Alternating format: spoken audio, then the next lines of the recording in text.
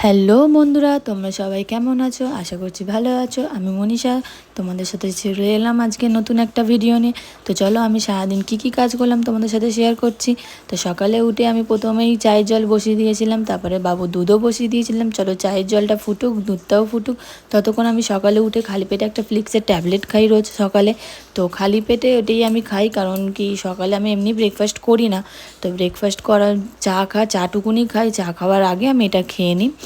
তো চলো খাওয়া দাওয়া হয়ে গেছে আমার। তো দেখে দেখো দুধও ফুটে গেছে, এদিকে আমার চাও হয়ে গেছিলো। তো চলো চাটা আমি ঢেলে নিই। চাটা ঢেলে নেওয়ার পর এদিকে আমি বাবুর দুধ সুজি বসিয়ে দিয়েছি ওকে সকালে খাওয়াবো বলে।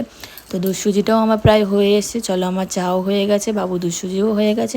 তো চলো দুপুরে কী রান্না ছিল তোমাদের সাথে শেয়ার করি। চলে এলাম দুপুরে রান্নাতে। তো দেখো এখানে আমার ভাত হচ্ছে, এদিকে আলু পটল দিয়ে মাছের ঝোল করেছিলাম হালকা। তো মাছের ঝোল আমার ফুটছে, দেখতেই পাচ্ছ। তো এখানে বাবু সবজি কেটে রেখেছি, এদিকে একটা মাছ ভাজাও ওর জন্য তুলে রেখেছি। ওর মাছের ঝোলটা এখনও হয়নি, ওর মাছের ঝোলটা করব।